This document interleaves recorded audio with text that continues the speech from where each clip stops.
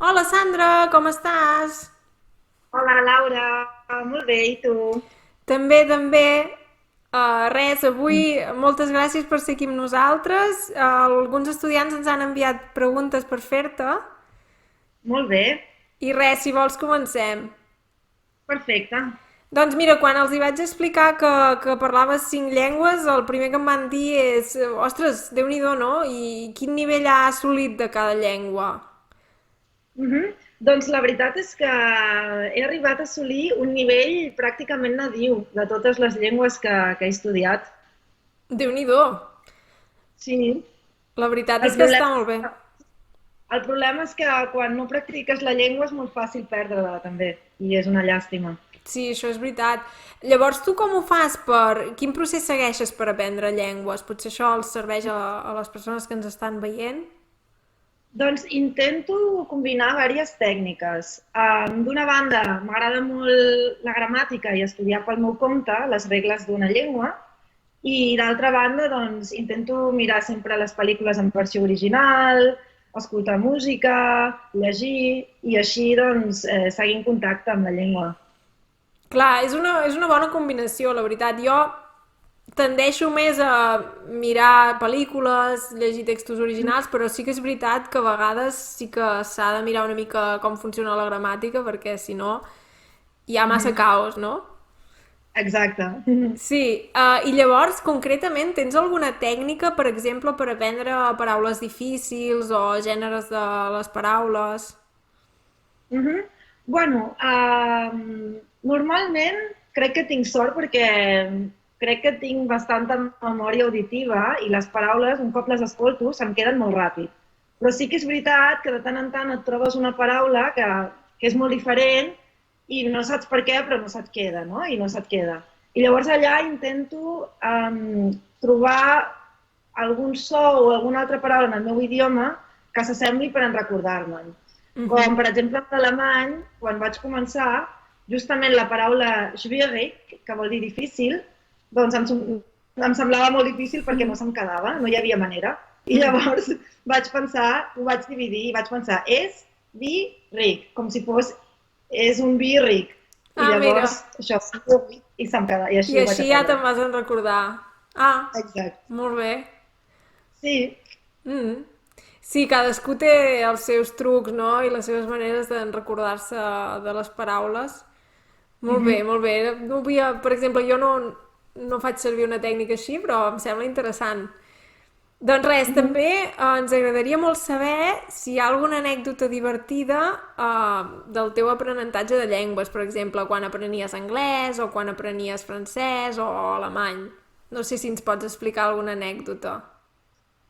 Sí, a veure, amb l'anglès el que recordo és doncs, quan tenia 14 anys que els meus pares em van enviar a Austràlia un estiu per practicar l'idioma i res, jo més o menys ja em defensava prou bé però no el parlava del tot bé, no? I vaig anar a aquest institut, que era australià completament, i clar, el primer dia de classe, com que jo era estudiant d'intercanvi, em van dir, bueno, doncs surt davant de tot el curs i presenta't, no? Ui, quins I, nervis. i vaig començar bastant bé, no? Primer vaig començar dient el meu nom, d'on venia, bueno, la Sí, presentació típica. I al sí. final, quan ja estava acabant, bé, doncs la meva idea, la meva intenció era donar les gràcies per haver-me acollit també, per l'hospitalitat que havien tingut, i clar, això en anglès no vaig saber dir, no? I llavors vaig quedar allà dient, ok, thank you for, i vaig dir, bueno, thank you. I vaig quedar allà, Molt bé. sí, tan tranquil·la i vaig baixar de l'escenari. Home, però Déu-n'hi-do amb 14 anys pujar dalt a un escenari en un idioma que no domines del tot, no? Déu-n'hi-do. Sí, sí, Vull dir sí, que molt així bé. s'aprèn. I tant, així s'aprèn. Mhm. Tens alguna anècdota, potser, aprenent el francès? Sí, també recordo quan estava vivint a París, un dia que estava bueno, passejant amb un amic i ja quan vaig arribar a casa i ja jo em volia acomiadar, el noi em va dir una frase així com Je peux t'embrasser?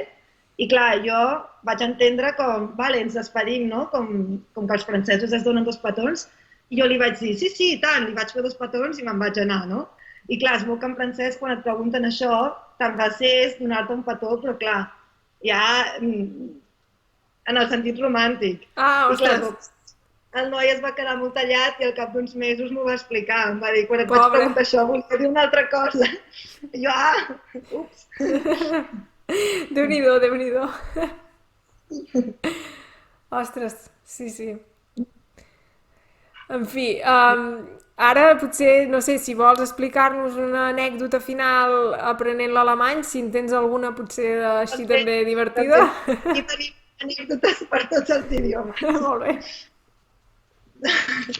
Doncs quan vaig anar a viure a Alemanya, que me'n vaig anar sense saber res d'alemany, a un nivell completament zero, bé, recordo que vaig anar a passar un cap de setmana amb la meva parella de llavors, que és alemany, i estàvem a la muntanya i res, recordo que a la nit doncs, el cel estava completament estrellat, no? Tot d'estrelles. Sí. I jo li volia dir una frase així com, mira que maco el cel, mira les estrelles, no? I res, resulta que li vaig dir, schau, wie schön, Steuer. Clar, jo estava aprenent el vocabulari i clar, vaig compondre la paraula Sterne, que és estrella, amb Steuer, que vol dir impost, no? Els impostos que paguen. I era com, llavors, mira que bonics els impostos, no? Exacte, ell va començar a riure perquè clar, va dir, No és que gaire romàntic. romàntic. Exacte.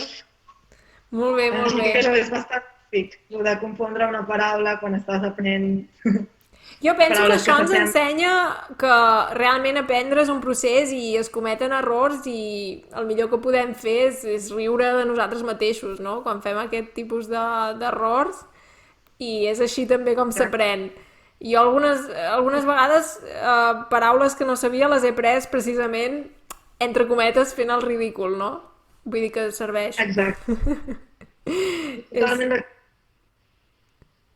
Sí, sí. Molt bé, doncs, Sandra, moltíssimes gràcies per haver estat aquí amb nosaltres. Ens ha agradat molt tenir-te aquí. I els teus alumnes per les preguntes. Molt bé, ja els hi diré. Molt bé, que vagi bé, doncs, Sandra, gràcies, eh? Igualment. Adéu. Adéu, un petó. Un petó. Adéu.